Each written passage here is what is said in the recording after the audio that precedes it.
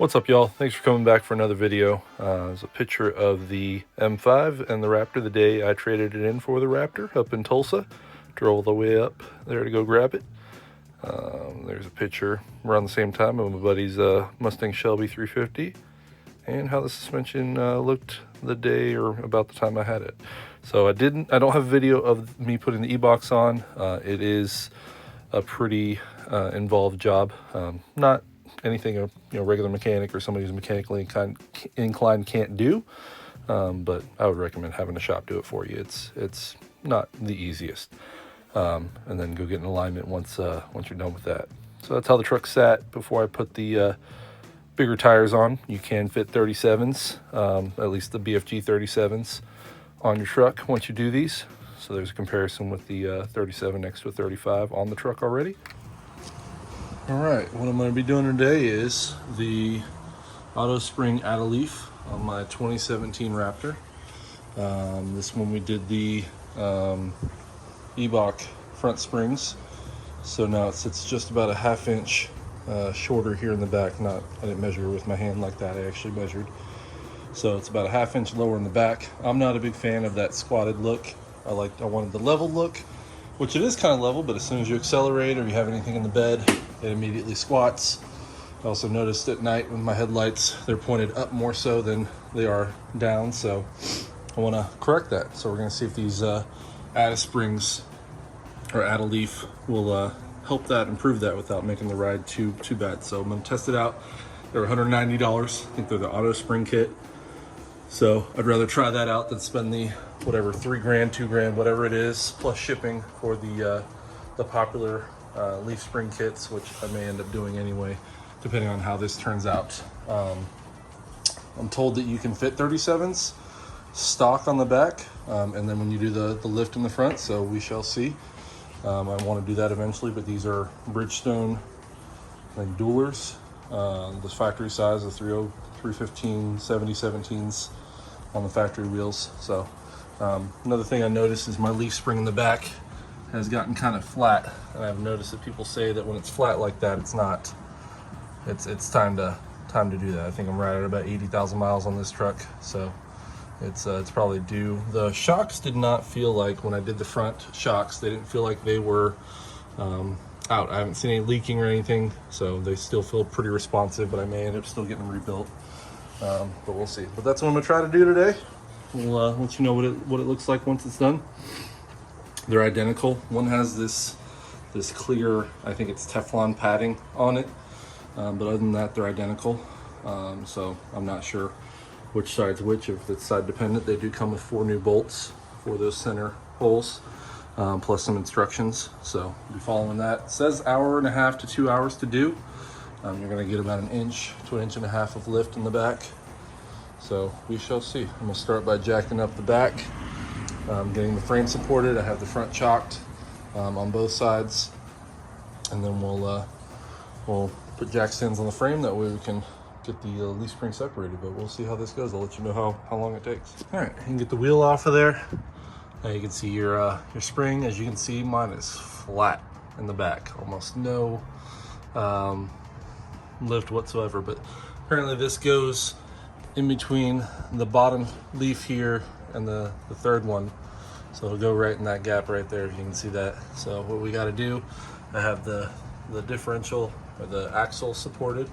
You put the jack stands underneath the front here, and then we'll get the bottom of the shock unbolted on the bottom there, and that'll allow me to have jacks on the frame up here that'll hold that, and I'll be able to lower the jack a little bit to give us enough space here to get this block out. We'll get that block out. Obviously we'll unbolt the 2 U-bolts here with the 4 bolts, and then we'll undo these 2 top bolts here. Those we're not going to reuse. We're going to replace those with the new hardware they gave us in the kit. So that should be that. Brakes actually don't look too bad. I do need to check these. I do have a little bit of a squeak in the back. Got to figure out what that's about, but that's another project for another day. But yeah, so we're going to do that. Hopefully it should be pretty straightforward. I come from working on BMWs, which they quote you a time on how long it'll take for a job, and it's usually double that, because you're always running into something that's unforeseen, broken bolt or whatnot. So I'm gonna get the jacks underneath here as high as I can go, and that way I can have some more room to play with, and I'll get this off. All right, next you're gonna undo the shock. Like I said, just do that bottom bolt right there. It is gonna extend, and from what I can tell, this still has plenty of compression and rebound to it. It's shot all the way out as soon as I took it off, which that's gonna be a chore getting that back up there. I ended up using the factory jack to get it off there. That's probably what I'll end up doing to get it back on there. But the bolt head is a 15, the nut side is a 18.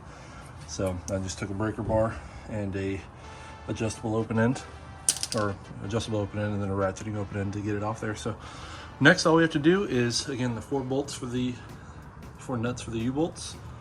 And then once we get those, we'll get those 2 guys right there, and that'll allow us to take the block out. Hopefully that should be it. Hopefully no surprises from there. All right, so now we're on the other side. This is actually day 2. First day, kicked my butt. Surprisingly not surprised, because when I did the front lift springs, those are a pain in the ass to get done. But the driver's side gave me a bunch of headaches. Getting the 2 bolts, I don't know if you can see those, to align and go all the way through from the bottom to the top was quite the task. So I ended up getting a ratchet strap out, getting the axle realigned with everything. This is the passenger side, so this side has not been done yet. I'm just showing you where it was difficult. So getting everything aligned, and then this retainer right here, I guess it's a rubber bushing on there, just kind of keeping everything in place. The shock on the other side is in the way, so you have to remove the lower shock bolt again, which I reattached to get to that. It's the only way to get to it, unless you got a really short number 5 Allen key or hex head or whatever. But yeah, so we're gonna do the passenger side now, and hopefully it doesn't give me as much of a problem. Yesterday was quite the task. But I'll show you over here. I don't know if you're gonna be able to see, it's kind of dark in here. But I got the helper spring in there. You can see there's 1, 2, 3, 4, 5 total springs in there now. But you can kind of see the retainer. Maybe you can't. That I was talking about, but it's in there. So the helper springs in there in the bottom, right above the lowest little spring there, and the top one. So it's that last one before you get to the really short one there. So they gave it it's about a 1/2 inch higher in the back now, which I prefer. So again, this 1/2 inch gap higher in the back rather than in the front right there. So I think that's a better look, especially when you start accelerating. The weight will shift a little bit and we'll be level driving on the road. And then if I were to put anything in the bed, same thing. It's going to have the leveled look rather than the little bit raised in the front. It's not a terrible look because it's not that full-on squatted look, like whatever they call it, the Caroline squat, I think is what they call it, where it's ridiculously higher in the front. But I still didn't like it, so I think it looks more like a truck with the back end slightly raked. But there's the other helper spring that I'm putting on the passenger side over here. And again, hopefully this goes a little bit easier. If I need to pull the ratchet straps out again, I guess I can, but we shall see. So I'll jack up the axle, put 2 jacks underneath the frame rail over there so to support it, get the wheel off, and we'll get this side done too. All right, wheel off, 2 jacks under the front there. I've got this little bolt right here off, which is just like a little rubber dampener. It's a 5mm or number 5 Allen head. Should come off. You do need a little tension on the spring to get to it. So if you let the spring all the way droop, it'll have pressure on it right here from the top leaf spring. So just jack it up a little bit. That'll give you enough to get that guy off there. Put some WD-40 on the 2 top bolts here, and then WD-40 on the U-bolts down below, as well as the bolt for the bottom of the shock. Those 2 on top there gave me some trouble yesterday. They've obviously 80,000 miles on the truck, so it's got some corrosion to them. So I had to go buy a new vice grip to get those off. But once you get the U-bolts off, you should have enough room to get to those 2. Again, a vice grip on the bottom and it's a 19 on the top, so you can get those off. Just keeping them aligned is the tough part. I had to stick a screwdriver in those holes a couple times, back and forth, just to get them back in alignment. I ended up using a ratchet strap off of one of the holes on the frame around the axle just to get to line back up and get those bolts all the way through on the other side, which I doubt you can see from here, or you can kind of see from here, but they are a little bit longer on the other side over there. So to get those reattached. But yeah, so now I'm gonna do those two. The one bolt on the bottom of the shock, which again is a 15 and 18, two 19s, and the 4 on the bottom of the U-bolts are 21s. All right, here we are. So I got the add-a-leaf, that's the overload spring. There's the 3 stock springs. I went ahead and greased in between each one. I left the bolts in here. When I took them out, I put them through the top, because they're normally up through that way, so that everything stays aligned. So I think what I'm gonna do to kind of save me some headaches of this shifting around is I'll take one out, put a bolt up through, try to put a nut on it, and then do the same thing, hopefully through the other side, see if that works. I left the bolt in the bottom here. I took the nut off, but I left the bolt in. I've been able to do this without taking that one off, so maybe that would have saved me some headaches over on the other side, but you live and you learn. But yeah, so this is all loose. So those two just studs are going down through. I cleaned up a little bit. I'm one of those guys, I mean, it's not gonna be perfect, but I clean up as I go. It's a truck, so I'm not too worried about it. But it'll be, the helper spring goes on underneath that, and then the overload spring, this guy, goes on the bottom, and then you got your block, your 2-inch factory block that goes on the very bottom, on the top of the axle. From what I understand, the popular aftermarket ones remove that block because you can get some axle twist and some axle hop, and it gives it a much more direct feel when the leaf spring is directly attached to the axle rather than there being the block in between them. I mean, it's still directly attached, but there's a block in between, so it gives it some, I guess, deflection or some movement. I don't know. We're gonna try these helper springs out, or these add-a-leaf springs out, and see how it feels. My biggest concern was it, making the ride worse. The E-box up front, or the I-box, however you say it, those weren't so bad. Initially they were a little stiffer, but they've kind of softened up since I've been driving the truck around.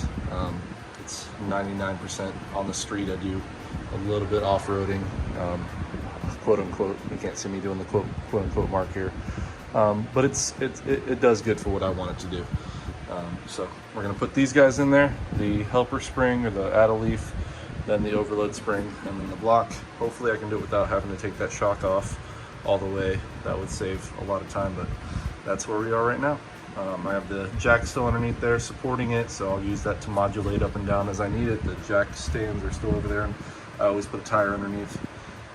God forbid something were to happen, it's there. So that's what we got. Just a quick update, I was able to get the one new stud with the nut slightly threaded without unbolting the shock. For now, I was able to rock the lower part of the little stud head right here into the hole right here. So that allowed me to get just enough play to get, this may work just on the Raptors because the longer travel shocks may not work on the regular F-150s, but I was able to do that. If not, you're gonna have to undo that shock, but I had just enough room to get that guy up in there, which I'm really happy about, because that alignment of these two holes was a pain in the butt on the other side. So if I can do the second one real fast the same way, I'm gonna be pretty happy. So we shall see. Update, I was able to get both new studs and nuts on. Did have to undo the shock, but thankfully it looks like it didn't come down as far, or I have more room to get it on there, so I won't have to fight it as much as the other side for some reason. So we shall see. This one might be on its way out, so that might be the problem there. Might be a silver lining of it being on its way out. It might make it easier for me to get it on and off. But got those two guys on there and put the lift block back on. This guy goes back in right like that. You can't mess it up because it's got an FRT. I don't know if we can see it there on the front side of it. So that's front. Just the tongue part, the whatever part goes on the inside. It's got two locator grooves. The two studs go in those two holes right there. So hopefully those line up a little bit better. And then we'll tighten those two top guys on. We'll put the two U-bolts back on. We got this little guy back here that we'll put on once we get everything back together. We're gonna put that over there somewhere, right there.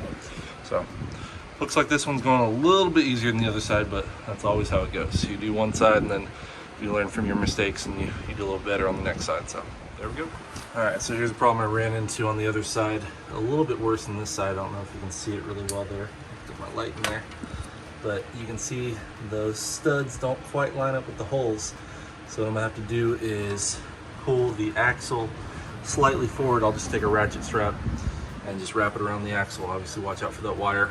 I think that's the locker, if I'm not mistaken, or maybe that's the wear sensor for, nope, it's not the wear sensor for the brakes. It's gotta be something with the ABS or something in the back there.